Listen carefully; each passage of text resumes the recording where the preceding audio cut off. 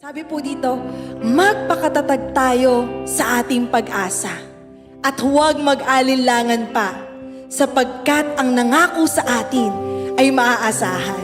Ang ating pong Diyos na sinasamba ngayon, siya ay Diyos na tapat at hindi nagbabago noon, ngayon at magpakailanman. Sama-sama po natin purihin ang ating Panginoon.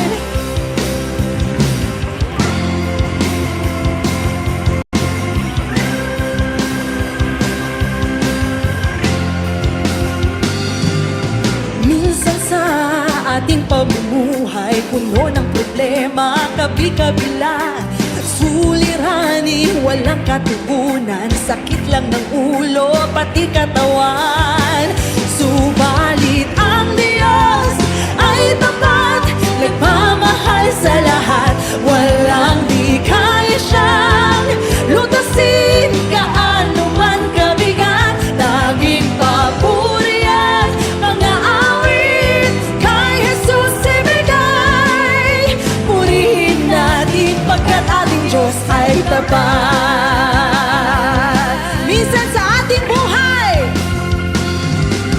minsan sa ating pamumuhay, puno ng problema, kabi-kabila, suliraning walang katugunan, sakit lang ng ulo, pati katawan.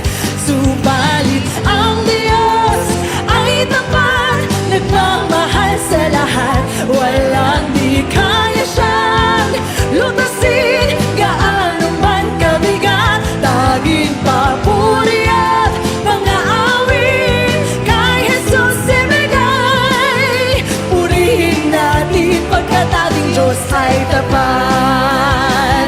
Tunay na ang Diyos ay tapat, nagmamahal sa lahat, walang di kaya siyang lutasin, gaano man kabigat, taging papuri at mga awit kay Jesus ibigay. Purihin natin pagkat ating Diyos ay tapat.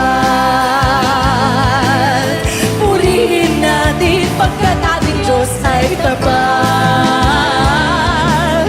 Purihin natin pagkat ating Diyos ay tapat. Woo! Si Yahweh ang ating pastor, kailanman hindi siya nagkukulang.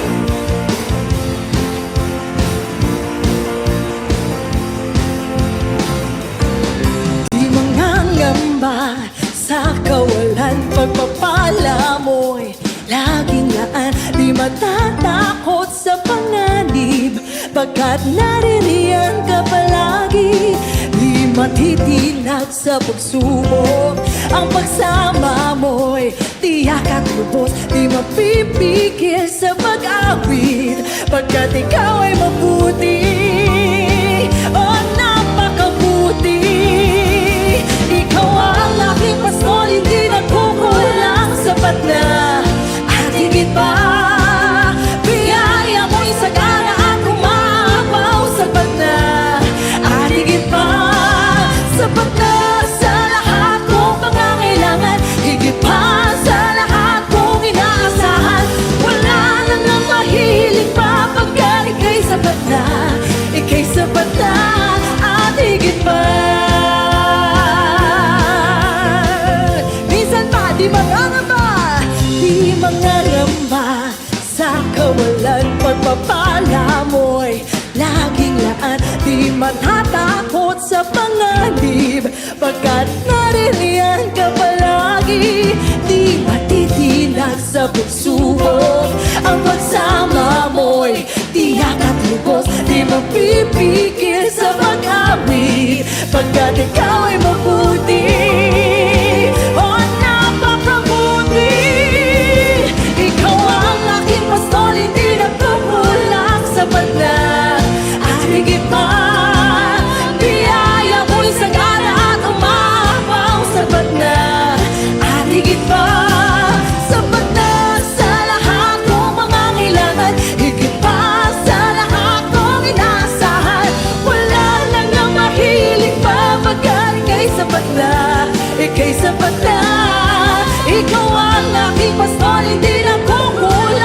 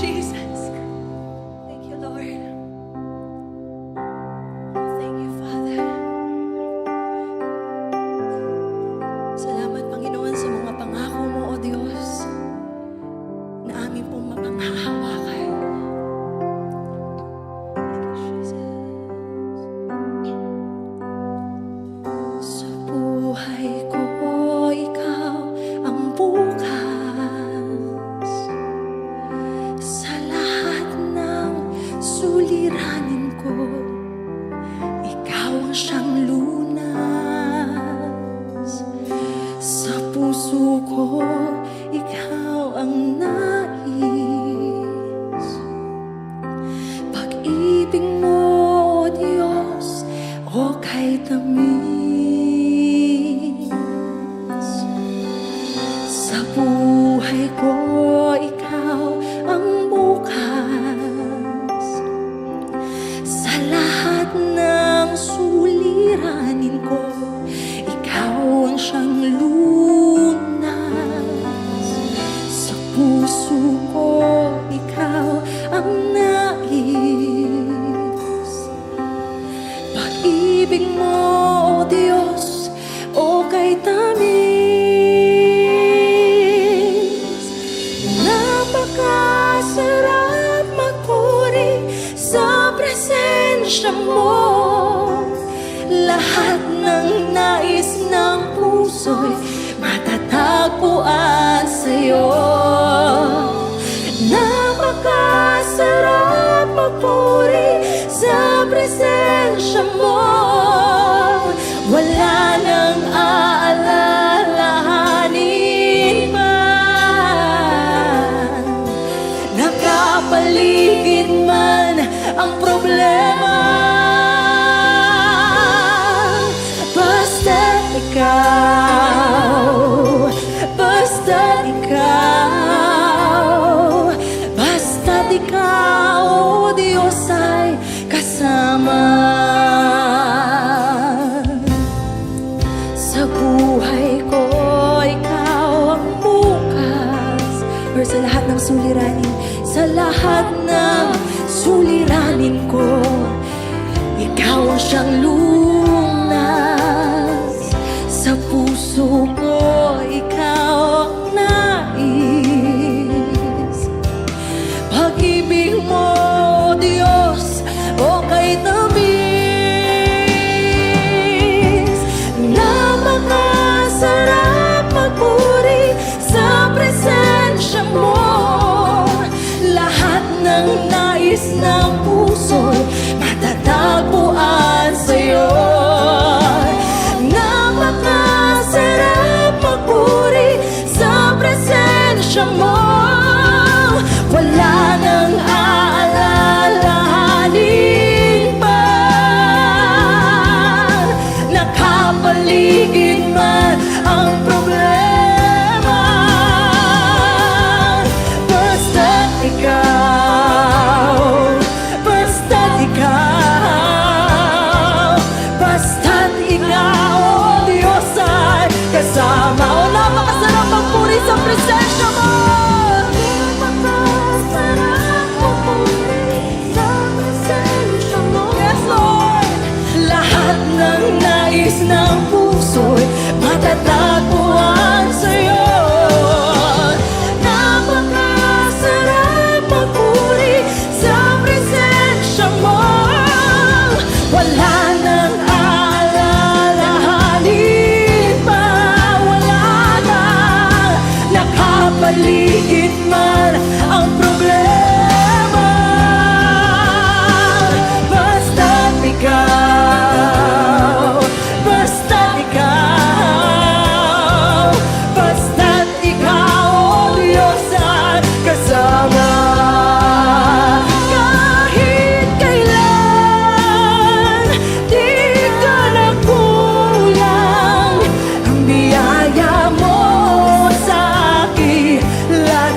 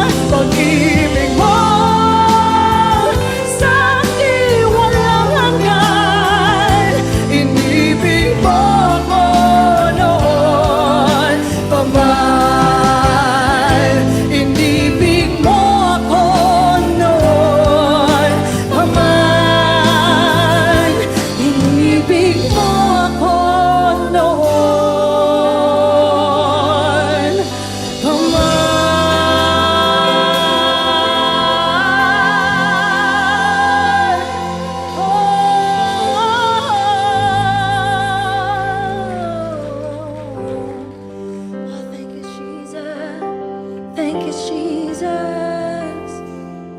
Oh, thank you, Lord. Thank you, Father. Salamat, O Diyos. Dahil inibig mo kami noon pa man. Kahit na kami ay merong pangit na nakaraan. Kahit na kami ay maruming-marumi dahil sa aming mga kasalanan. Hindi nagbago ang pag-ibig mo. Minahal mo kami noon at minamahal mo kami hanggang ngayon. Sa kabila ng aming mga pagkukulang sa iyo, O Diyos, kahit kailan, hindi ka nagkulang. Kaya ngayong araw na ito, O Diyos, ibinubuka namin ang aming mga labi upang ibigay sa iyo ang kataas-taasang pagpupuri, kataas-taasang pagsamba, upang magbigay ng luwalhati at pasasalamat sa iyo, aming Ama. Hindi kami mapipigil na kahit anumang sitwasyon upang purihin ka, Panginoon. Kaya, Panginoon, muli, iparanas mo ang iyong presensya. Dahil sa presensya mo lang namin matatagpuan ang tunay na kapahingahan. Oh, thank you, Jesus. We worship your name. We exalt your holy name. Oh, we magnify you, Jesus.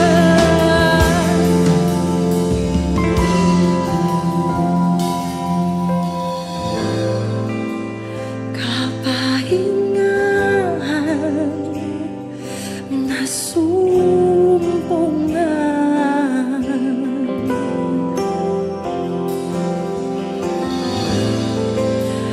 at kagalakan, kalakasan, natagpuan.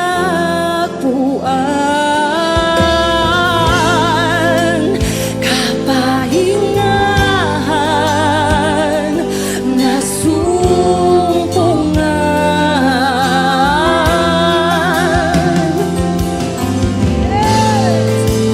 at kagalakan, kalakasan, natagpuan.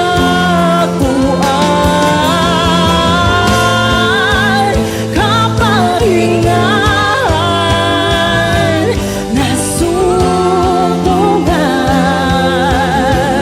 Dahil sa'yo lamang, Panginoon.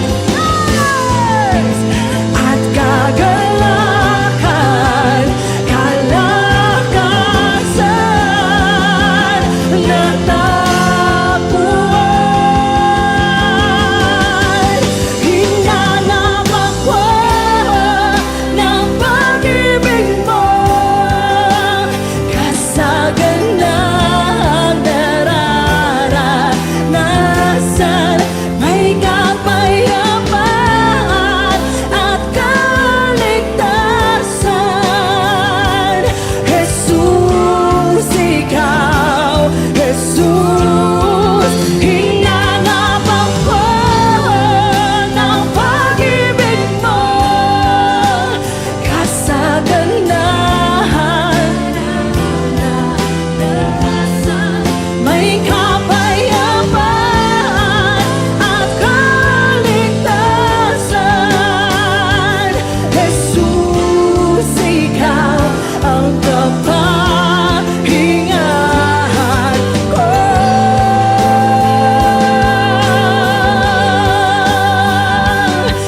Jesus, ikaw ang kapahingahan ko.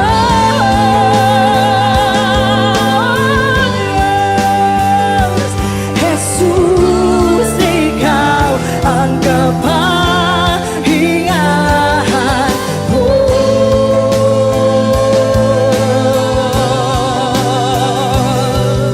Oh, thank you, Lord. Oh, thank you, Jesus. Sige po. Palakpakan natin ang presensya ng ating Panginoon. Lord, you deserve all the glory. You deserve all the praise, God. Be enthroned to the praises of your people. Glory!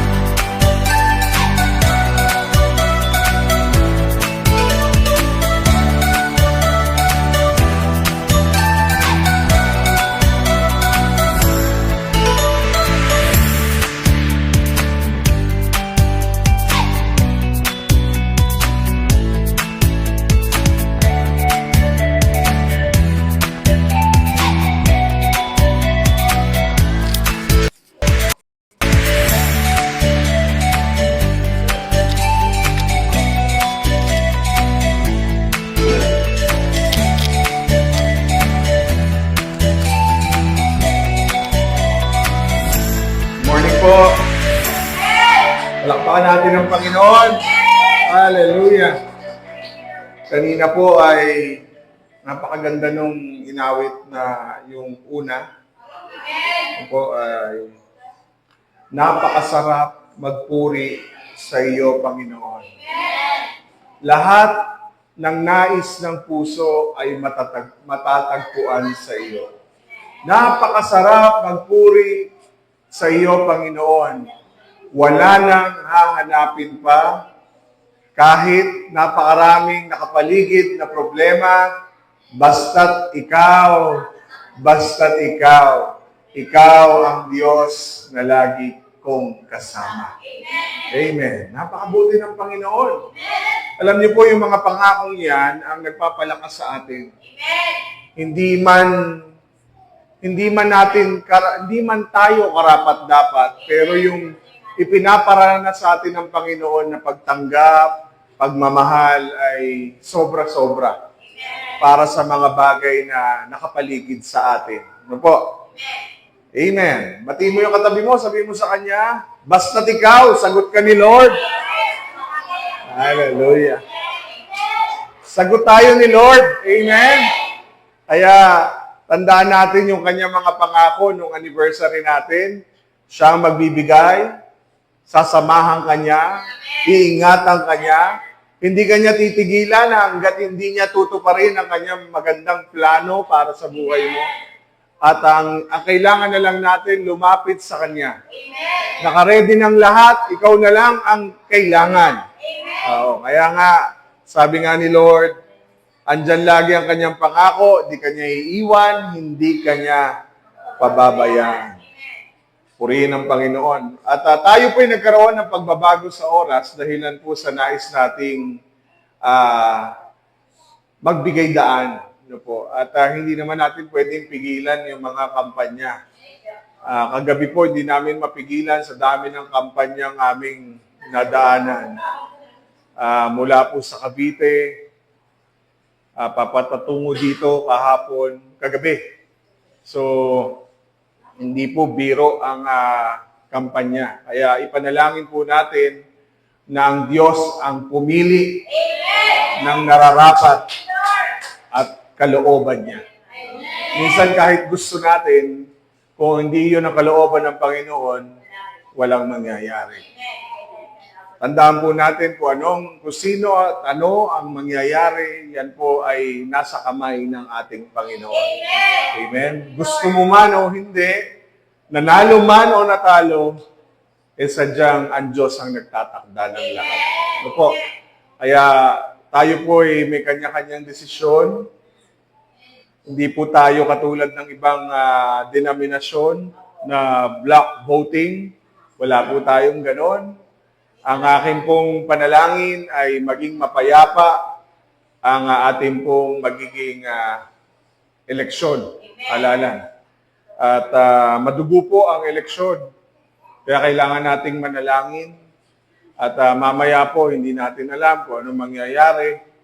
So, yung mga sumusunod na mga oras ay crucial na po yan sa mga kandidato.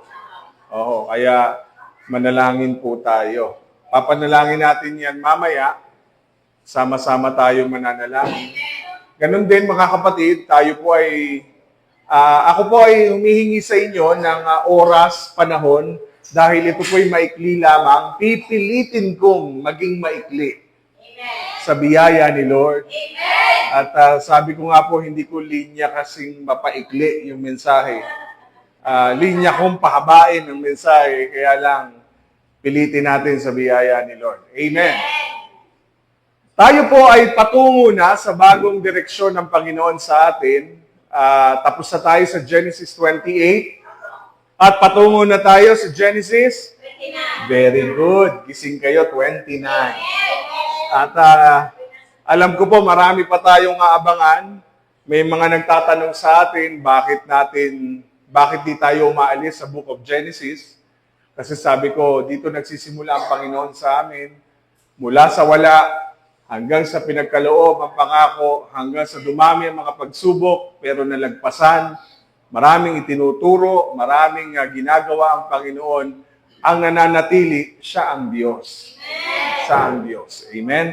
So, tayo po ay dadako na, pero bago yon, pwede tayong manalangin muna, mga kapatid. Tayo po lahat ay tumungo. Ama naming Diyos, napakabuti mo. Tunay na ikaw ang karapat-dapat na papurihan, sambahin, pasalamatan, luwalhatiin.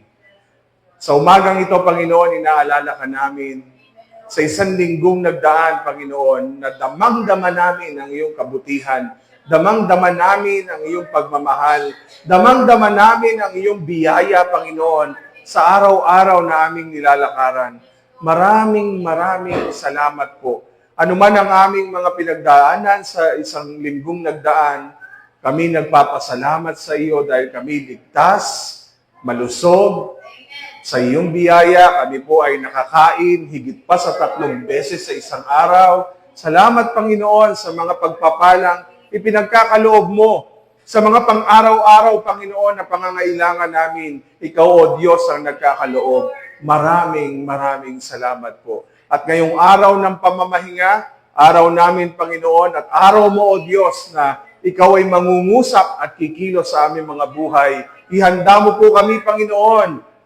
Ihanda mo ang aming mga puso, ang aming mga isipan, Panginoon, sa pakikinig ng iyong mga salita. At ang bawat salita na mahahayag, Panginoon, ay patuloy na manatiling matatag sa aming mga buhay at magsilbing tibay at pundasyon sa aming mga pananampalataya. Kaya Lord, amin sinusuko ang aming mga sarili. Kami po ay nagpapakababa sa iyong harapan sa lahat ng karumihan, kasalanan, na dulot, Panginoon, ng aming pagsuway sa iyo. Patawarin mo kami. Pakalinisin mo kami ng iyong banal na dugo, Panginoon. Anumang bagay na maaari pong makahadlang sa mensahe mo, O Diyos, ay hindi po namin pinahihintulutan sa pangalan ni Kristo Jesus. Ang amin pong dalangin, samahan mo kami mula simula hanggang sa matapos ang gawain ito. Ang presensya mo lamang, Panginoon, ang maitaas, O Diyos. Kaya Lord, sa umagang ito, maranasan ng iyong mga anak ang kapahingahang ipinagkakaloob mo, Panginoong Yesus. Sa mabibigat na hamon na aming dadaanan, sa mga mabigat na aming na mga pagsubok na aming mga naranasan, ikaw po maging kapahingahan namin, Panginoon, ngayon pong umagang ito. Muli, Panginoon, sa iyo namin pinagkakatiwala ang lahat-lahat ng papuri at pasasalamat. Manguna ka, mangusap ka, ikaw ang magpastor sa aming kalagitnaan. O aming banal na spirito, ikaw ang kakausap sa iyong mga anak ngayong pong umagang ito. Mahayag ang iyong kalooban, ang karunungan, ang kaalaman at kaunawaan ang maranasan po ng iyong mga anak sa umagang ito. Maraming salamat po. Yan po ang aming panalangin sa tanging pangalan ni Kristo Jesus. Amen and amen. Hallelujah. So, diretso na po tayo. Genesis 29 verses, wag po kayo mag-alala. Okay lang po. Kahit naririnig niyo yan. Nakakabasa naman po tayo eh. Genesis chapter 29 verses 1 to 30. Actually po hanggang 35 yan. Kaya lang medyo bibitinin ko lang kayo ng konti. Kasi po, ito pong 1 to 30 ang kabuuan ng ating pong magiging series sa mga susunod na linggo sa biyaya ng Panginoon. Ang ating pong mensahe na ating pag-uusapan sa buong mga bahagi nito ay pinamagatang Equip in God's Bootcamp. Sabay-sabay nga natin basahin, mga kapatid. Equip in God's Bootcamp. Bago ko po ipaliwanag, ano ba yung bootcamp?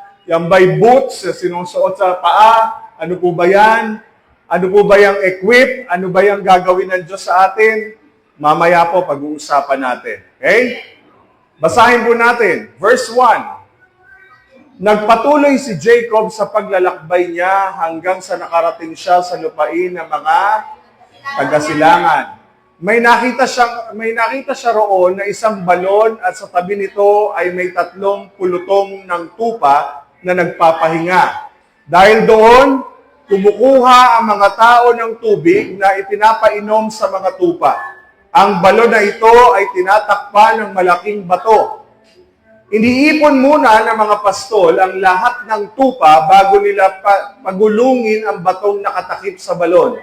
Pagkatapos nilang painumin ang mga tupa, muli nilang tinatakpan ang balon. Ngayon, nagtanong si Jacob sa mga pastol ng tupa, "Mga kaibigan, taga saan kayo?" Sumagot sila, "Taga Haran." Muling nagtanong si Jacob, "Kilala ba ninyo si Laban na apo ni Nahor?" Sumagot sila, "Oo, kilala namin." Nagpatuloy sa pagtatanong si Jacob, "Kamusta na ba siya?" Sumagot sila, "Mabuti naman. Tingnan mo, paparating ang anak niyang si Raquel dito kasama ang kanilang mga tupa." 7, sinabi ni Jacob sa kanila, "Napakaaga pa at hindi pa oras para ipunin ang mga tupa. So, mabuting sigurong painumin niyo sila at muling ipastol." Sumagot sila, "Hindi namin iyan magagawa kung hindi muna maiipon ang lahat ng tupa. Kung nandito na ang lahat, doon pa lamang namin pagugulungin ang takip na bato para sila'y painumin." Nagsasalita pa si Jacob sa kanila nang dumating si Raquel, na dala ang mga tupa ng kanyang ama dahil siya ang nagbabantay sa mga ito. Pagkakita ni Jacob kay Raquel na anak ng tiyuhin niyang si Laban, nakasama ng mga tupa, pumunta siya sa balon at pinagulong ang bato at pinainom ang mga tupa ng tiyuhin niyang si Laban. Pagkatapos, hinagkan niya si Raquel at napaiyak siya sa tuwa. Verse 12, sinabi niya kay Raquel, "Anak ako ni Rebecca, kaya pamangkin ako ng iyong ama." Patakbong umuwi si Raquel at sinabi sa kanyang ama. Verse 13, nang marinig ni Laban na nariyan si Jacob na pamangkin niya kay Rebecca, agad niya itong sinalubong. Hinagkan niya si Jacob at dinala sa bahay niya. At doon sinabi ni Jacob kay Laban ang lahat ng nangyari. Sinabi ni Laban sa kanya, "Tunay na magkadugo tayo." Pagkalipas ng 1 buwan na pananatili ni Jacob kina Laban, sinabi ni Laban sa kanya, "Hindi mabuti na magtrabaho ka para sa akin na walang bayad, dahil pamangkin kita. Sabihin mo sa akin kung ano ang gusto mong ibayad ko sa iyo." 16, may 2 anak na dalaga si Laban, si Leah at ang panganay, at si Raquel ang nakababatang kapatid. Mapupungay ang mata ni Leah, pero mas maganda ang hubog ng katawan ni Raquel. 18, dahil may gusto si Jacob kay Raquel, sinabi niya kay Laban, "Maglilingkod po ako sa inyo ng 7 taon kung ibibigay niyo sa akin ang kamay ni Raquel." Sumagot si Laban, "Mas mabuti pang ikaw ang mapangasawa niya kaysa sa ibang lalaki. Manatili ka na lang dito." 20, kaya naglingkod si Jacob kay Laban ng 7 taon para mapangasawa niya si Raquel. Dahil sa pagmamahal niya kay Raquel, parang ilang araw lang sa kanya ang 7 taon. Wow! 21, pagkalipas ng 7 taon, sinabi ni Jacob kay Laban, "Natapos na ang paglilingkod ko sa inyo, kaya ibigay niyo na sa akin si Raquel para magsama na kami." Anong tawag dyan? True love waits. 22. Pumayag si Laban, kaya nagdao siya ng handaan at inimbitahan niya ang lahat ng tao sa lugar na iyon. Pero, kinagabihan, sa halip na si Raquel ang dali ni Laban kay Jacob, sino dinala? Si Leah ang dinala niya. At sumiping si Jacob kay Leah. 23, ibinigay ni Laban kay Leah ang alipin niyang babae na si Silpa para maging alipin nito. 24. Ay, sorry po. 24. Teka lang po Parang mali ako. 24 po ito. Ito po ay 25 na. Kinabukasan, nalaman ni Jacob na si Leah pala ang kasiping niya. Kaya pinuntahan niya si Laban at sinabi, "Bakit ginawa mo ito sa akin? Naglingkod ako sa iyo para mapangasawa ko si Raquel. Ngayon, bakit niloko mo ako?" Yan, mga drama-rama sa hapon.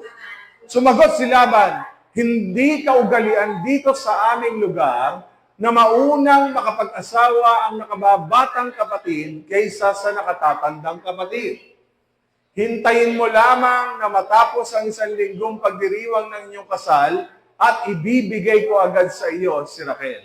Iyan ay kung muli kang maglilingkod ng 7 taon pa. Naku, naloko na. Okay, 28. Pumayag si Jacob sa sinabi ni Laban. Pagkatapos ng 1 linggo na pagdiriwang ng kasal nila ni Leah, ibinigay ni Laban kay Jacob si Raquel.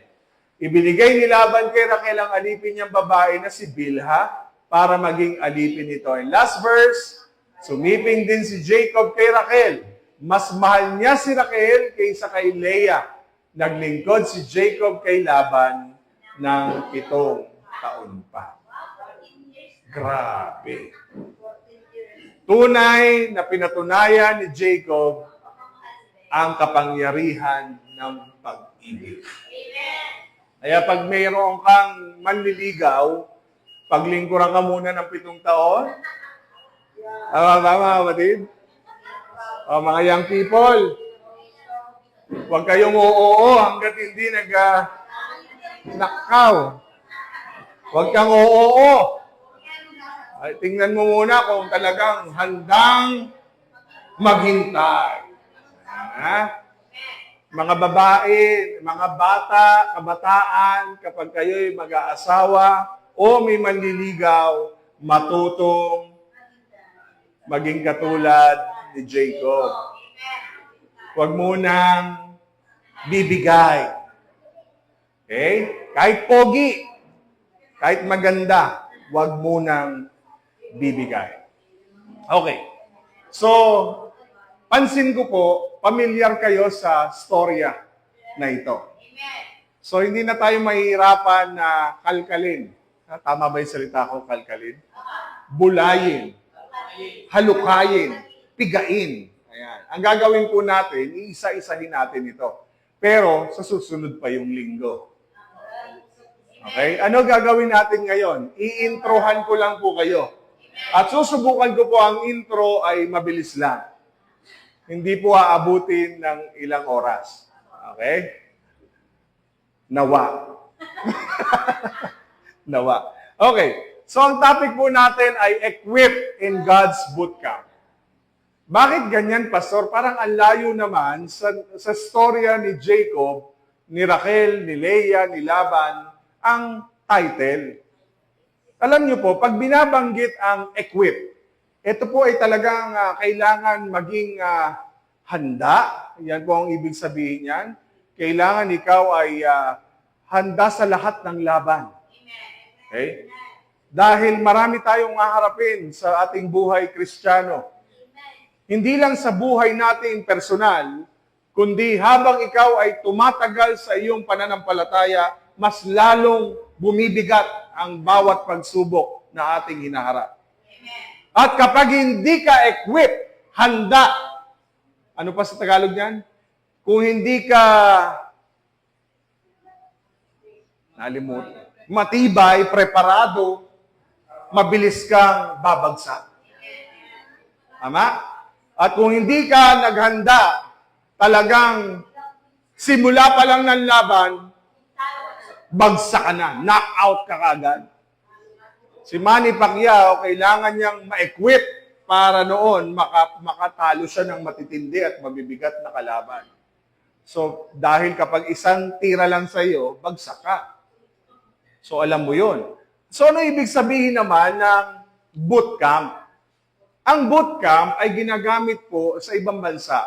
Ang tawag po nila sa atin, sa panahon natin ngayon, ito po yung military training. Ito po yung Campo Crame, PMA, yan po yun. Pag ikaw ay magpupulis, hindi po pwedeng, gusto ko magpulis, wala kang training. Talagang lahat ng training magsisimula. Alam niyo po, tiningnan ko ang requirements ng isang nagnanais na maging military. Unang requirement, may mga basic requirements, pero isa sa nagbigay pansin sa akin ay yung examination. Kasi may exam. Tama po ba? Kailangan mong ipasa bago ka makapasok sa PMA. Hindi ka po pwedeng makapasok sa PMA ng palakasan lang. Kailangan mapasa mo kasi yung entrance exam, kabilang doon ang mental capacity mo. Tama po? So, hindi po pwede na hindi ka ayos mental, emosyonal, physical, spiritual. Lahat kasama dun eh. Kasi ang papasukin mo ay hindi ka magpa-foundation lang. Hindi ka magne-makeup doon. Talagang matinding training. Mabagsik. Sabi nga ng ilang mga artista na nag-training sa PMA, yung tinatawag na reserve. Yung mga reserve na military, yung mga artista kasi may pumasok sa katulad ni Matteo Guidicelli, ni Gerald Anderson. Sila po ay may mga ranggo, pero sila tinatawag na reserve. Ibig sabihin, doon nila naintindihan na kapag pumasok ka pala sa militar, sa training, at na-equip ka, lumalabas ang pagiging makabayan mo.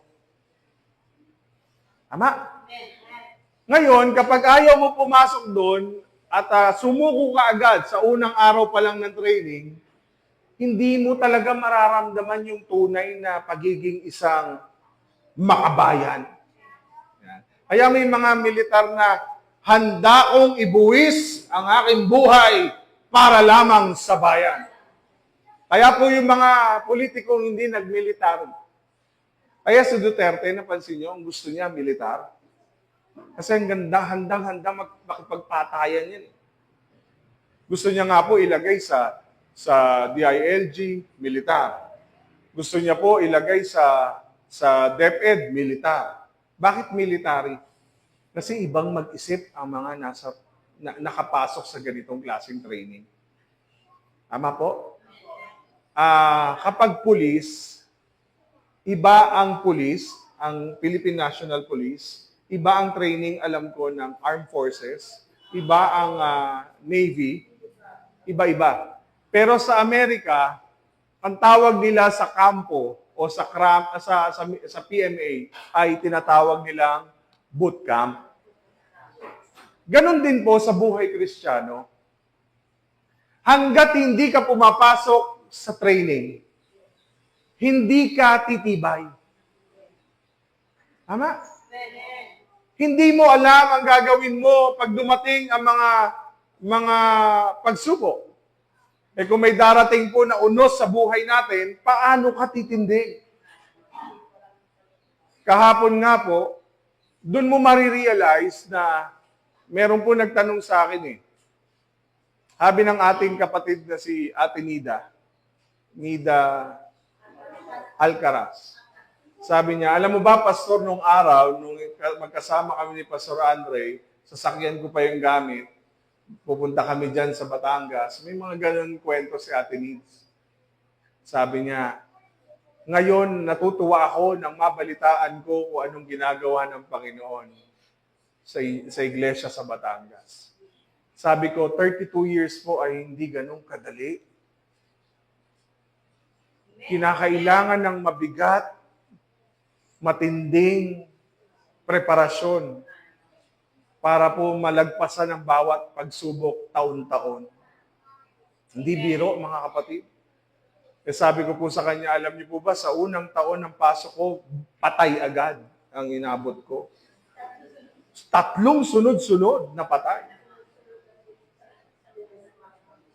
Talagang sunod-sunod. At paano mo i-encourage ang mga kapatid na magsimula ng gawain kung sugatan lahat? Sabi niya, yon ang inihanda ng Diyos sa iyo. Hindi ko malimutan yung sinabi niyang, inihanda ka muna ng Diyos sa Cavite ng maraming mabibigat na pagdadaanan para pagdating mo sa Batangas, light na lang, basic na lang. Eh hindi pa rin pala madali. Mas mahirap. Mas mahirap. Kasi mahirap po na bumuo ng isang relasyong hindi naman kayo magkakilala. Nagtataka nga po sila na paano nangyaring maging ganito tayo ka-close. Parang ayaw niyo po, hindi po tayo close. Parang gusto niyo po, ganyan tayo. Close tayo. Okay? Na nagtataka ang marami, paano nabuhay kami dito? Pinakita ko nga po sa kanila kagabi, ito po yung buhay namin dito sa Cavite. Siguro napansin nila, ibang-iba yung buhay namin doon. Hindi ko po sinabing wala noon dito. Ang sinasabi ko po, kasi doon, paglabas mo, lahat nandun eh. Dito po, paglabas mo ng siiran, wala pa rin. Lalabas ka pa rin talaga. Di ba mga kapatid? Doon sa amin, pipit-pit lang yung jeep, yung owner type jeep, may pagkain na, andun ang lahat. Dito, pupunta ka ng Taal, pupunta ka ng Lemery. Bumili ka man doon sa tindahan, pagka mahal-mahal naman. Ang patong ate, doble o triple. Tama po ba ako, mga kapatid? Kaya sabi ko, ang pamasahe dito, mula dito hanggang Taal, parang ang special ay 60 pesos. Sa amin po. Dito po iba. West lang hanggang Taal, 100 ang sinisingil po sa amin. Sipin ko, sabi ko kay Sam, ginigising mo ko, ngayon pa lang ako matutulog. Sisipain ka pa, Papa. Alis na tayo, Papa. Sabi ko, mamasahe ka na lang, matuto ka na. Na-realize ko, 100 papunta, pabalik, 100. Panginoon ko. Wala, gigising ka na lang. Alam niyo po, kahit na pupungas-pungas pa ako, talagang wala kang magagawa. Ibang-iba. So sinasabi ko po sa kanila kagabi, na ito po yung aming sitwasyon. Para kaming naglalakbay sa kung saan, na sinasabi kong, ito yung aming mga pinagdaanan, ito yung aming church, tinur ko po sila. Sabi ni Sis Karen, Aba, Pastor, di rin pala biro kasi laging pera. Mas magastos po doon kaysa dito. Dito wala kang choice, kundi tiisin kung ano yung laman ng ref mo. Totoo po. Doon, paglabas mo, pera. Wala kang ulam. Andyan, pag lumabas kami, McDo na. Kaya sabi ko, salamat sa Diyos, tinuruan kami ng Panginoon na kapag maikli ang kumot, matuto kang mamalukto. Kapag wala kang mabili dahil wala kang pambili, matuto kang magtanim para meron kang kainin. Totoo.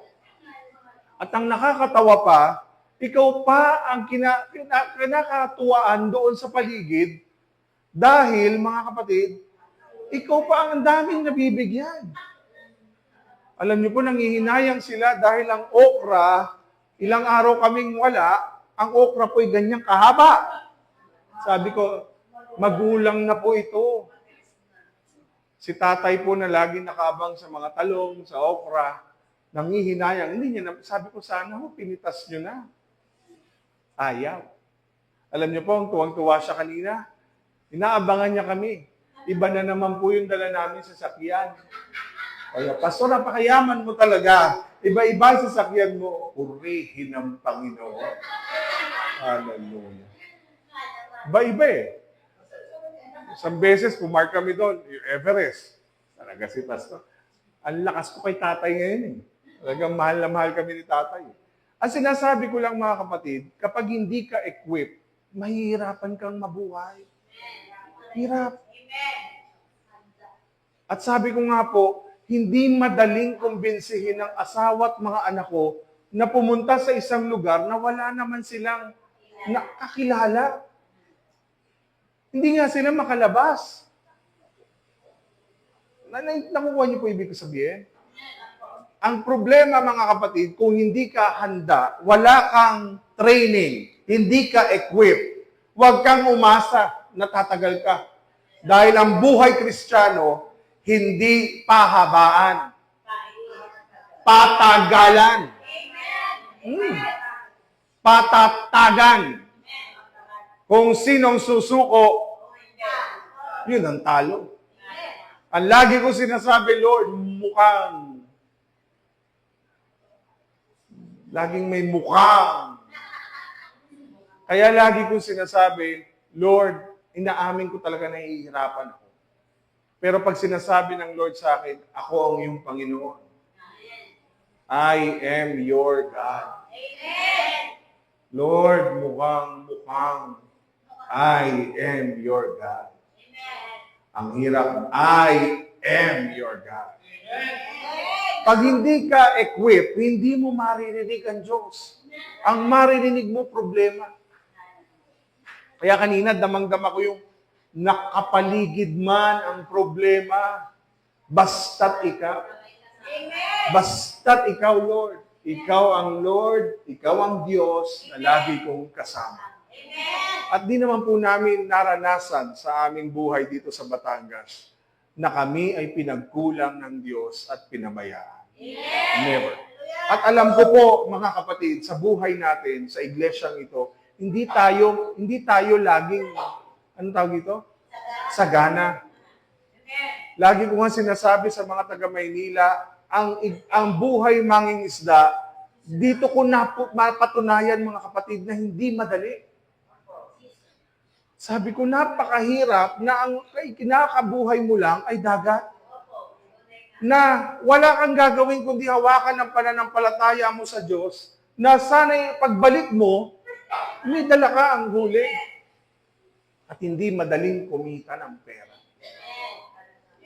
Sabi ko nga sa kanila, kung naiintindihan nyo lang, kahapon po, yung kasama ko, nakakatuwa. Di pa ba matatapos, Pastor? Di pa ba matatapos? Ang tagal naman, Pastor, di pa ba matatapos? Sabi ba naman sa akin, Pastor, paano ba tayo i-exit dito? May bantay. Hindi makakaalis. Maliit lang yung area may bantay eh.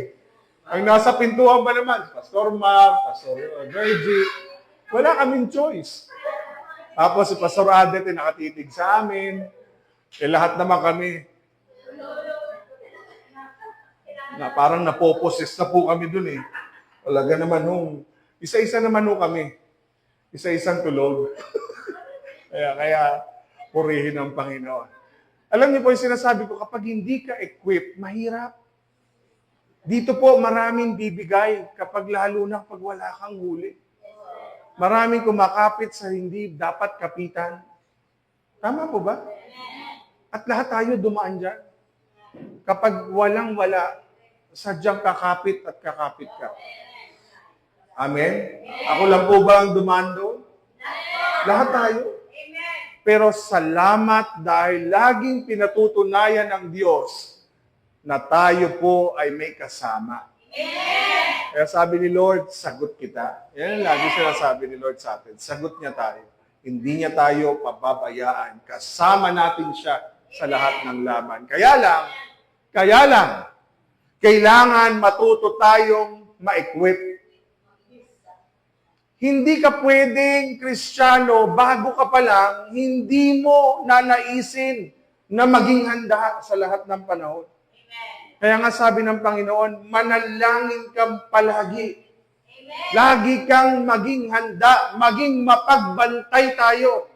Dahil ang dyablo ay laging nakaabang na parang leon na naghihintay ng iyong mga kamalian at gagawin niya, bigla ka na lang niyang sasakmalin. Amen? At tayo po ay hindi biro ang ating buhay Kristiyano. Lagi tayong nasa labanan. Okay? So pag sinabi pong bootcamp, ito po yung hindi po basta training, intense training. Sa kabilang sabi, mahirap. Okay? Madugo. Kaya pag nakatapos kang magpulis at nakalabas ka ng PMA, sobrang proud ka. Ewan ko kung may karanasan nyo, di ba po, pag-graduate, yung magulang ay nandoon. At minsan meron pa yung patibayan ng dibdib na nakaganyan lang sila habang nakikita yung mga pamilya lumalapit sa kanila. Umiiyak po yung mismong pulis na gagraduate kasi kailangan tibayan ng loob eh. Kailangan tanggalin yung pagiging homesick. matindi talaga ang training. Amen. So, ibig sabihin mga kapatid, ang bootcamp ay nagsimula sa salitang boot. Yung boots. Sa bootcamp, kailangan ang mga nagte-training naka-boots. Kailangan po lahat doon equipped. Lahat po doon ay nakaayos. So, ibig sabihin, kapag pumasok ka sa bootcamp, diyan papasok yung training. Mabibigat na training. Okay? Para ihanda ka sa lahat ng masasamang elemento na pwede mong maranasan. Anong mga elemento ito? Pisikal.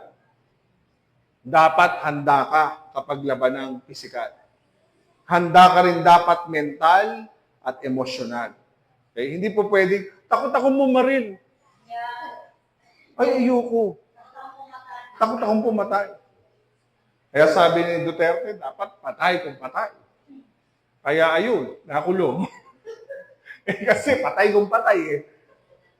Mga kapatid, ang hirap po sa sitwasyon natin na hindi tayo magiging handa dahil hindi natin alam yung basic training ng isang Kristiyano.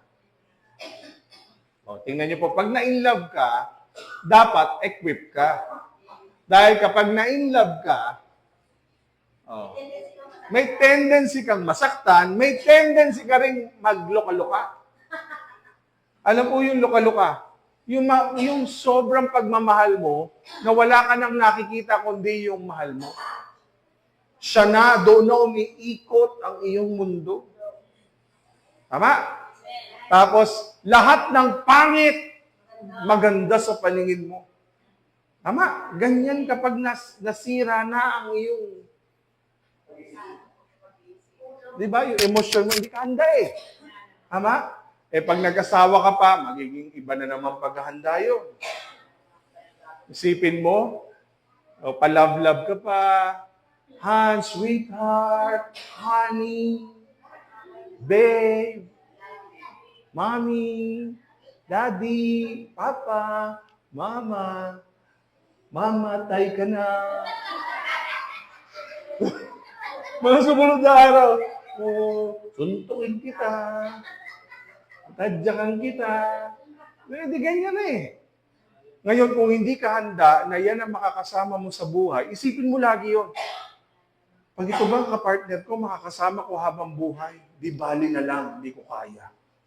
Pag sinagot mo yung ganon, hindi pa kayo ready. Si Laban nga, si Jacob nga, 7 taon. Ginawa niyang parang ilang araw lang. Ganon ka ba? Nung niligawan mo siya, parang ilang araw lang. Parang ayaw niya sumagot ng mga kapatid. Parang ayaw po eh. Sige po, wag na natin pag-usapan. Parang ayaw po. So, ang intense training, dito po tayo masasaktan. Walang training na, ang sakit na sugatan ako, ayoko na. Nako. Sa pulis, hindi po pwede yun. Lalangoy ka sa putik. Oo. Kakain ka ng lahat ng mga nakakaduwal at hindi mo kanais-nais kainin. Tama po? Lahat ng kababuyan para tumibay ang iyong dibdib, talagang dadaanan mo. Sa buhay Kristiyano, mga kapatid, kapag nasasaktan ka na, kapag nasusugatan ka, kapag feeling mo pinariringgan ka ni pastor, nagsisimula na si Lord sa iyo. Sabi mo sa katabi mo, parang ikaw ba yun? Oo. Pag wala kang pakialam, manhid ka naman. No? Tama? Kasi sa'yo, sa kanya, light lang yun. Sa'yo, light lang yung pagsubok niya eh. Pero sa'yo, parang hindi eh. Masakit na eh. Sinabihan ka lang, ang taba mo. Naku. Bakit kulong-kulubot na yung balat mo? Sakit magsalita to, di na ako magsisimba. Naku po. Pero kung dinaanan mo na yun, may mapalait, may plastic, pag lahat ng tao nakasalubong mo na, baliwala na lang sa iyo. O, tama po ba ako, mga kapatid? Kapag sagad na sa buto yung mga sinasabi, parang wala na lang sa'yo. Kasi nadaanan mo ng lahat eh. Manhid ka na. Kaya sasabihin mo sa kapatid, kapatid, hayaan mo lang maranasan yan. Damay-damay lang tayo. Nauna lang ako, susunod ka na. Diba? Kapatid, kung nasasaktan ka ni Pastor, yung mga sinasabi ni Pastor sa mensahe, hindi po ako nananakit sa'yo. Sadyang inihahanda ka lang ng Panginoon sa mas mabigat na dadaanan mo sa buhay. Amen. Tayo po'y manalangin, tapos na. Parang hindi kayo naniniwala, tapos na. O tutuloy ko pa. Okay. Sabi ng sikat na si A.W. Tozer, it is doubtful whether God can bless a man greatly until he has hurt him deeply. Ito po sa Tagalog. Napaka-imposible na ang isang tao ipinagpala ng Diyos nang hindi dumaan sa mga mabibigat at masasakit na mga pagsubok sa buhay. Ang mga taong pinagpala ng lubos ng Diyos, hindi pwedeng hindi dumaan sa mga mabibigat na mga pinagdaanang pagsubok. Bago mo narating ang tagumpay na yan, maraming luha ang pinagdaanan mo. Maraming sakit ang pinagdaanan mo. Bago mo marating ang kalagayan mo sa buhay, maraming light at kapintasan ang tinanggap mo. Tama? At bago ka dumating sa buhay Kristiyano mong yan ngayon, maraming tao ang nag-usig sa iyo. At lahat yan pinagdaanan mo at ngayon kaya ka pinagpala ng Diyos ay dahil meron kang mga pagpinagdaanan noon. Kaya nga po, walang kwento. Kapag ang Kristiyano walang kwento, walang kwenta. Ulit. Kapag ang Kristiyano walang kwento, walang kwenta. Kasi ang buhay natin bilang Kristiyano ay puno ng kwento. Kwentong buhay na binago. Kapag wala kang kwento, hindi ka madaldal, wala kang maikukwento. Bakit? Kasi walang nangyari sa iyo eh. Walang kwenta si Jesus sa iyo eh. Amen. Kaya nga nung nagkukwentuhan kami nung anniversary ni Sister Maricel, ang dami niyang kwento na kabutihan ng Diyos. Na hindi niya naranasan nilang mag-asawa sa tanang buhay nila, sa ginawa ng Panginoon sa kanila. At sa ginagawa ng Diyos sa pamilya nila. Hindi naman kami nakapag-usap ng ganun kalalim ni Sister Maricel, pero naikukwento niya yung kabutihan ng Diyos. Bakit? Kasi naranasan niya eh.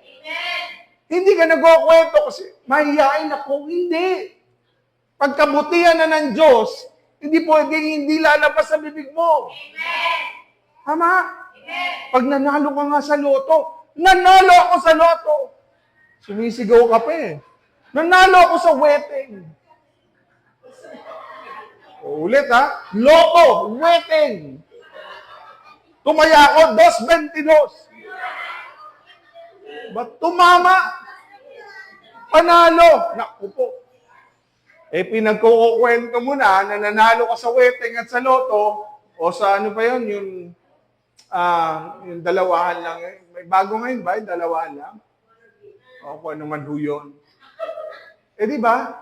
Proud na proud ka kapag ang anak mo nakakuha ng magagandang mga achievements. Eh lalo pa yung ginawa ng Diyos sa buhay mo. Kaya sabi ni Tozer, imposible at kaduda-duda na ang isang taong pinagpala ng Diyos hindi dumaan sa matindi at mabigat na pagsubok. Kaya ka nandyan ngayon, kaya ka tumatatag ngayon, hindi lahat nananatili dyan, pero lahat nalagpasan mo dahil may Diyos na kasama ka sa iyong naging journey. Amen. Hindi naman naaabot ang Nanay Luz at Nanay Rita ng ganyang edad. Kung ang Nanay Rita at Nanay Luz ay paupo lang. Maraming makinig po kayo sa kanila, ang dami nilang pinagdaanan. Tama? Tama po ba mga kapatid? Makinig ka sa Nanay Oni, ang daming pinagdaanan. Lahat ng tao may kwento. Mas maraming kwentong mahirap kaysa sa maraming kwentong masarap. Kaya nga napakapalad ng mga kabataan ngayon. Alam niyo po ba, sa buong biyahe namin, pinag-uusapan lang namin ng mga buhay-buhay noon.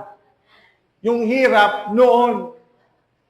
Sa sarap ng mga kabataan ngayon. Oo. Kasi lahat nadudulot mo na lang eh. Hindi katulad noon. Pag hindi ka bumangon sa kama mo, hindi ka kakain. O dalawa lang yan, may lilipad sa'yo. May lilipad sa'yo.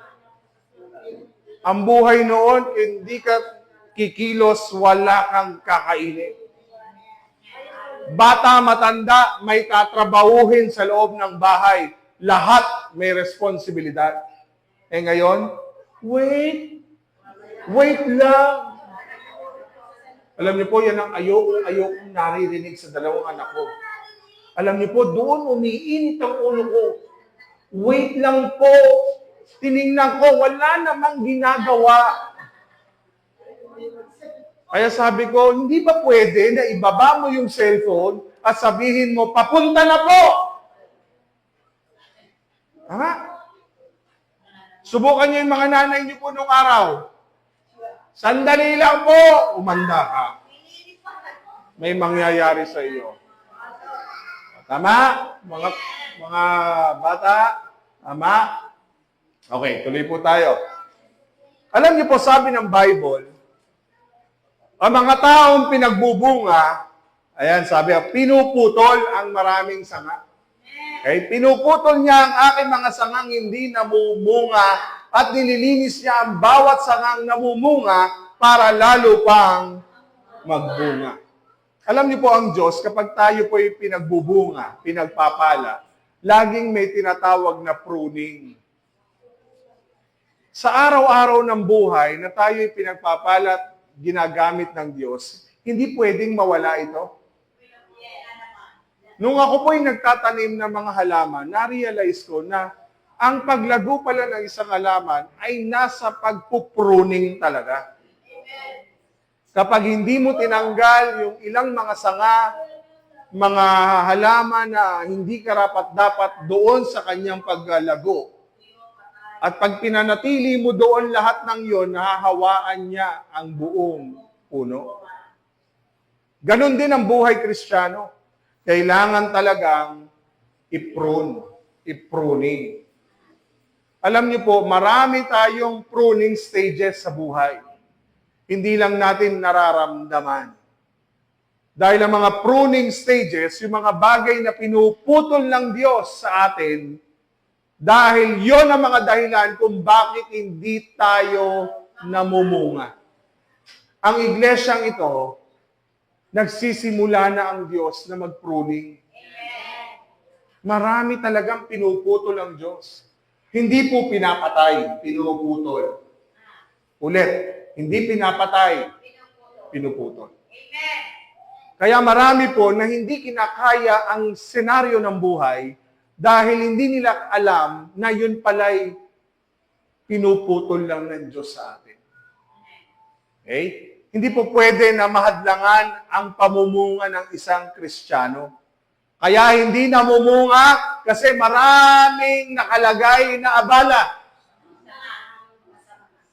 Maraming mga sangang nilalagay sa atin ng mundong ito, kaya nahahadlangan yung gagawin ng Diyos sa buhay mo. Na imbis na tuloy ang pagpapala, nauudlot. Bakit? Meron kang kailangan tanggalin, paputol sa Diyos na mga sangang hindi naman nararapat sa buhay mo. Amen. Sabihin mo sa katabi mo, nagpuputol na ba ang Diyos? Maraming puputulin. Isa na po dyan, ang lahat ng involvement natin, majority sa social media. Kasi ang social media ngayon ang umaagaw ng ating oras sa ating Panginoon. At kapag hindi natin sinubukan at dinisiplina, inihanda ang ating mga sarili, isang araw, Nag-aantay ka na lang ng devotion, kakaganyan mo, hindi ka na nagbasa ng sarili mong Biblia. Naghihintay ka na lang kung may ilalabas na post para ma-heartan mo.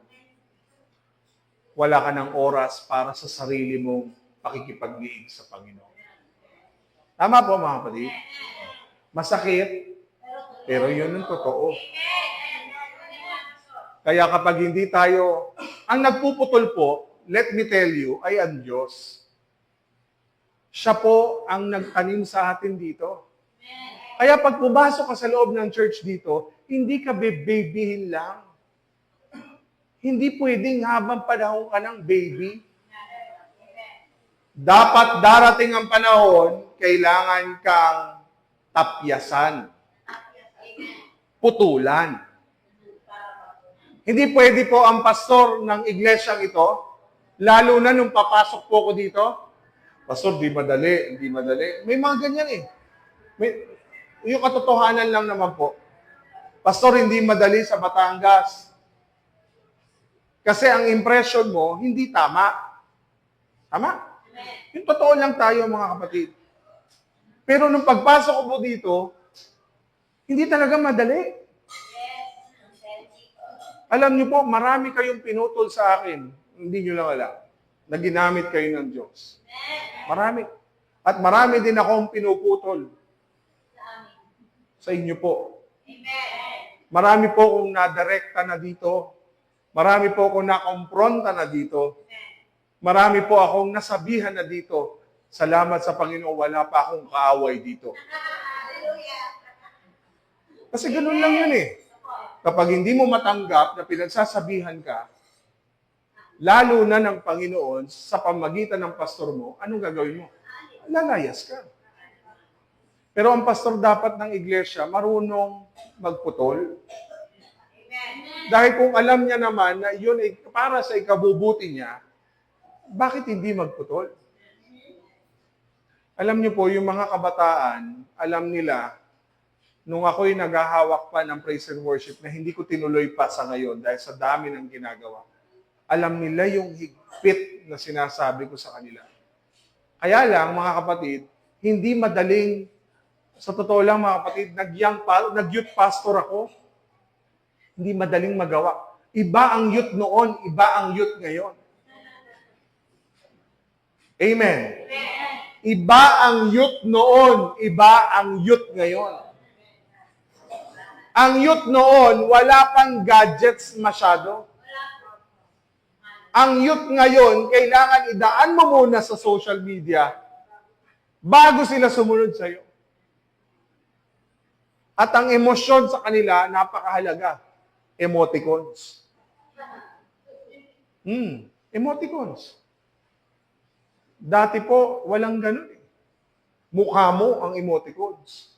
Ngayon, isinesend mo na lang. Heart. Peace. Ha ha ha. Hey, hey. Bye. Walang ganyan noon. Amen. So kung gusto nating maranasan ang pagpapala, ang pamumunga, kailangan matuto tayo ma-pruning. When God is preparing somebody, sabi ko sa inyo, mahaba ito eh, kahit introduction eh. When God is preparing somebody for a great task, talagang marami siyang ikakat sa buhay. Tayo po, may malaki tayong task.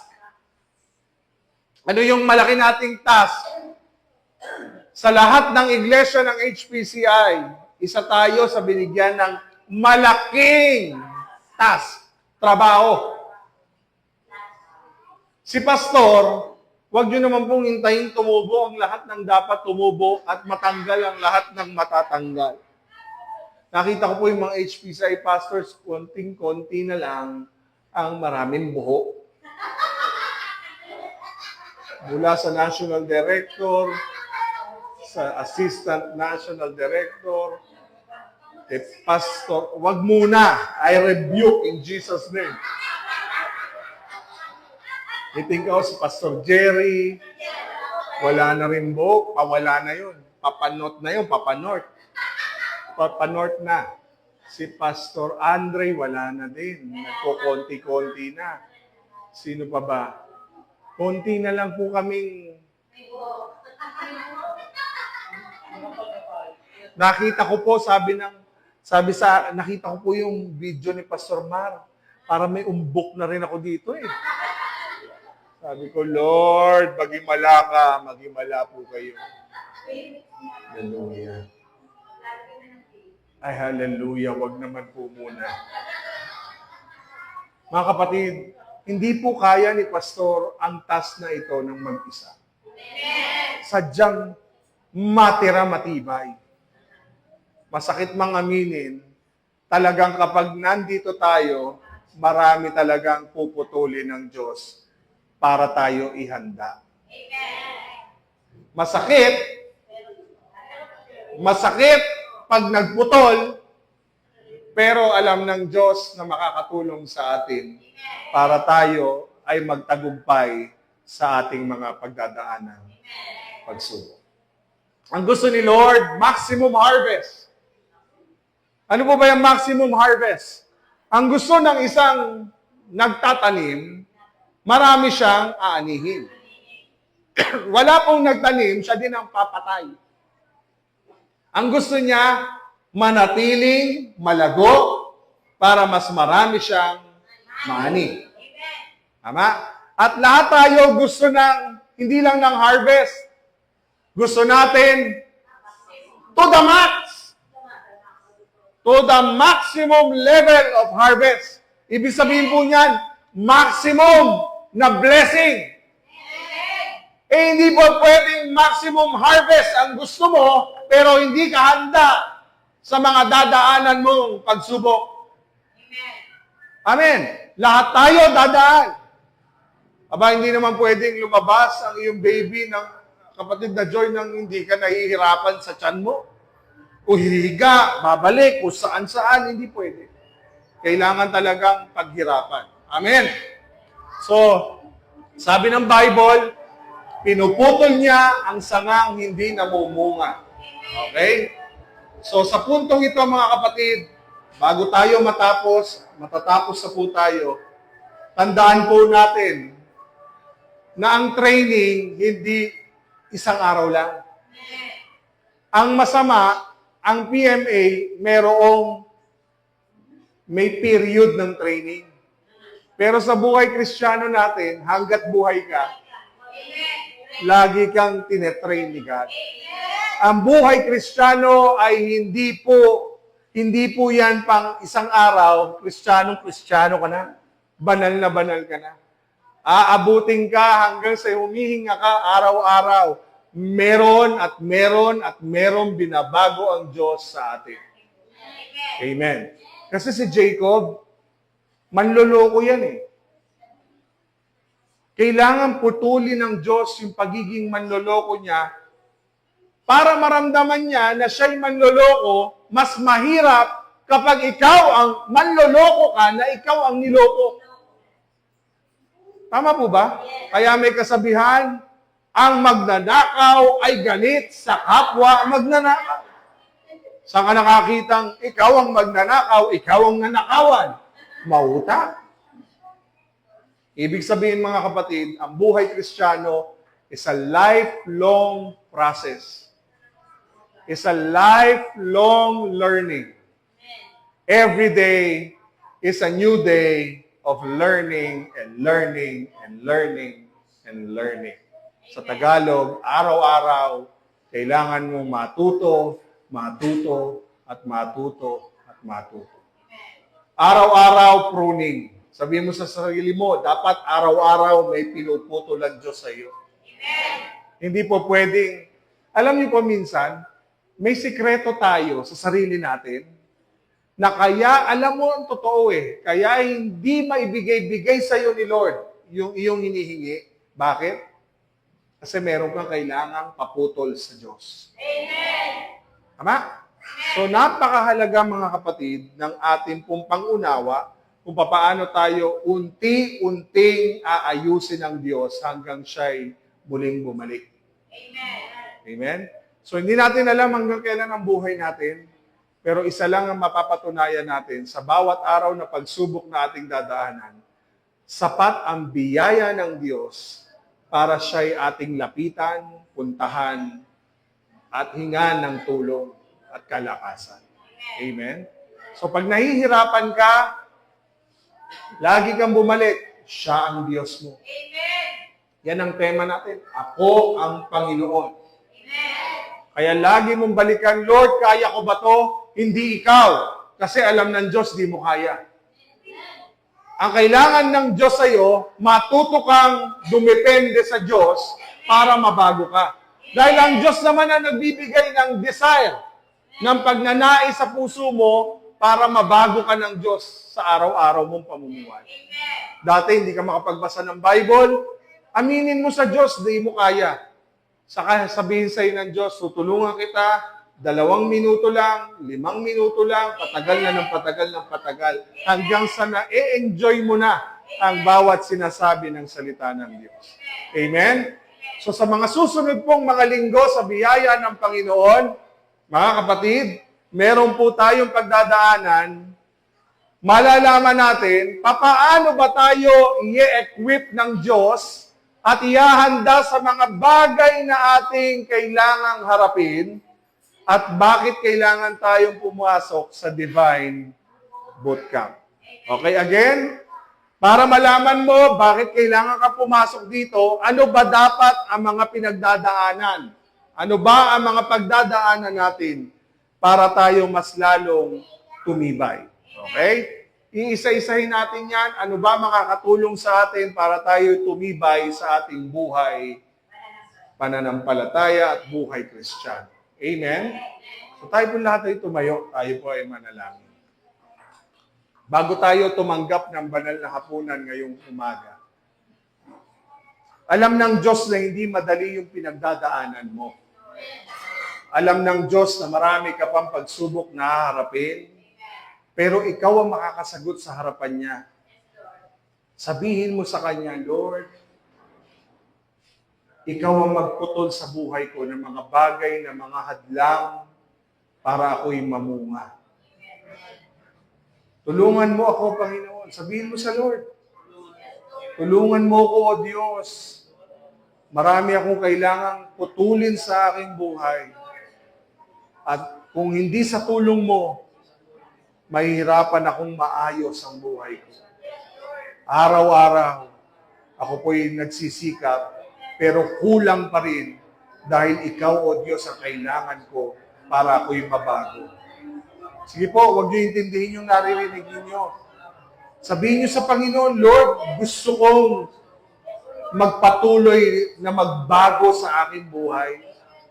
At mararanasan ko lang yun sa iyong piling, sa iyong presensya, sa iyong biyaya, Panginoon. Hayaan niyo po ipanalangin ko kayo, mga kapatid. Ama naming Diyos, naririto kami sama-samang lumalapit sa iyo. Bagamat maikli yung mensahe, Panginoon, pero ito'y malaman at makabuluhan. Tulungan mo kami, O Diyos, na magkaroon ng pagnanais na magpahanda sa iyo sa mga haharapin pa naming mga pagsubok at hamon ng buhay. Lord, nais naming maranasan yung maximum level of harvest, maximum level of blessing, maximum level of serving. Kaya lang, Lord, hindi po pwedeng hindi kami dadaan sa mga equipping. Hindi kami pwedeng hindi dadaan sa training. Hindi kami pwedeng dadaan sa mga paghahanda, sa mga pagtuturo, sa mga paalala, sa mga hirap, sakit, mga dadaanang pighati, Panginoon, sa aming mga buhay Kristiyano. Pero Lord, sa lahat ng ito, alam namin, meron kaming Diyos na kasama namin. Meron kaming Diyos na iingatan kami. Gagabayan kami. Hindi kami pababayaan. Hindi kami iiwan. Kaya Lord, sa aming pagharap, papunta sa maximum harvest, sa great task na ibinigay mo sa amin, ihanda mo po ang iglesyang ito. Lalo na ngayon, na marami kaming pagdadaanan na pagsubok bago kami makarating sa iyong pinapagawa sa amin. Lord, ihanda mo kami spiritually, number 1, mental, isipan, Panginoon, emosyonal, Lord God. Ihanda mo kami, patatagin mo kami, at lahat ng ito mararanasan lang namin kung kami lalapit sa Diyos na nagbibigay ng kalakasan at ng tagumpay sa bawat isa sa amin. Kaya Lord, alam namin, hindi pa rin namin mararating yung maximum harvest kung hindi rin namin kayo kasama. Hindi rin namin mararanasan na makarating sa pagpapalang ito kung hindi ka rin namin kasama. Kaya Lord, sa bawat araw na darating, matuto kaming magbigay, maglaan ng oras para makapagniig at magkaroon ng oras na pagtatalaga sa aming buhay sa lahat ng aming gagawin sa araw-araw. Lord, sa iyo namin pinagkakatiwala ang buhay ng bawat isa sa iyong mga anak na naririto sa iyong bahay-sambahan. Lord, alam namin kinatagpo mo sila sa maikling sandali ng oras na ito. At sa aming, Lord, pag-alala sa ginawa mo sa krus ng Kalbaryo, sa aming pagtanggap ng tinapay at ng saro, lagi naming alalahanin na may Kristong nabuhay, may Kristong ipinagkaloob ikaw na aming Diyos Ama para sa aming ikaliligtas. May isang Kristong ibinigay ang kanyang buhay sa krus ng Kalbaryo para sa aming kapatawaran at katubusan sa lahat ng aming nagawang kasalanan. Hindi man kami karapat-dapat, O Diyos, pero ipinadama mo ang iyong wagas sa pag-ibig para sa aming lahat. Kaya Lord, sa aming pagtanggap, siyasatin mo ang aming mga puso. Ikaw ang nakakita, Panginoon, ng lahat ng laman nito. Kaya Lord, ang aming dalangin, humihingi kami nagpapakababa kami, humihingi kami ng tawad at nagpapalinis kami ng iyong banal na dugo. Kaya Lord, sa oras na ito, manatili po ang iyong pag-ibig sa aming mga puso at pagnanais na ikaw ay aming sundin, tanggapin at papurihan sa aming mga buhay. Yan po ang aming panalangin. Maraming salamat po sa pangalan ni Kristo Jesus. Amen. Tayo po'y makakaupo na muna. Tayo po'y tatanggap ng banal na hapunan.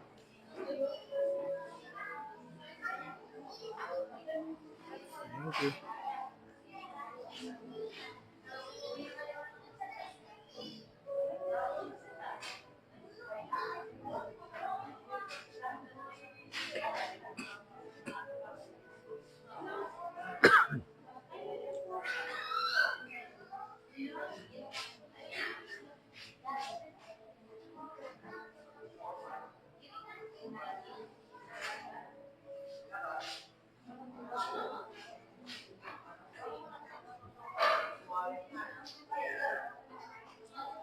Balik mo dun sa PowerPoint, kung saan natapos. Hindi, tuloy mo lang. Tuloy mo.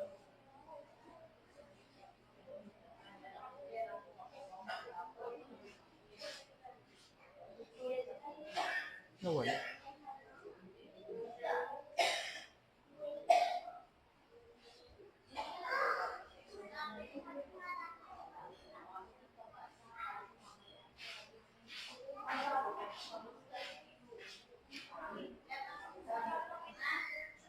Cancel.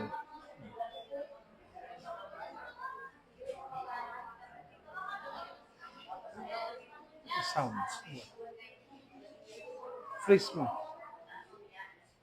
I-freeze mo. If you freeze.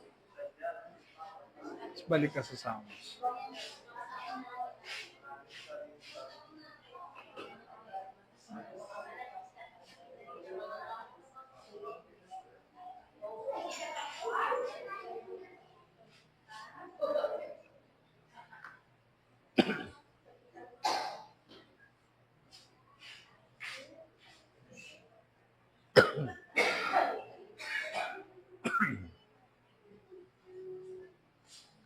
Sige po, tayo po lahat ay tumayo. Kung tayo po lahat ay meron ng hawak na tinapay, taas natin yung tinapay.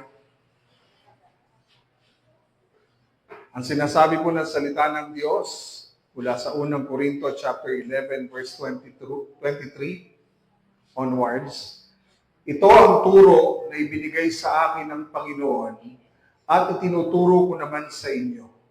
Noong gabing traidorin ng Panginoong Yesus, kumuha siya ng tinapay at pagkatapos niyang magpasalamat sa Diyos, hinati-hati niya ito at sinabi, "Ito ang aking katawan na inihahandog para sa inyo.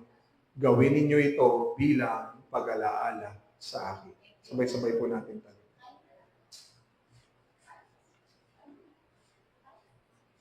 Taas po natin ang sarot.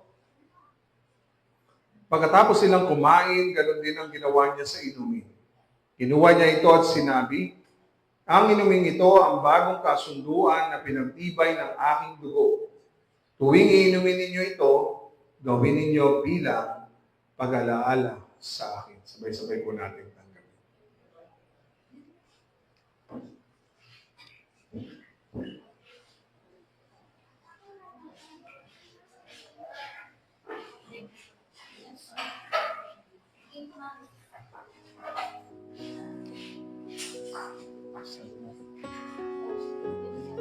Ulitin mo doon. Baka doon mo na mute.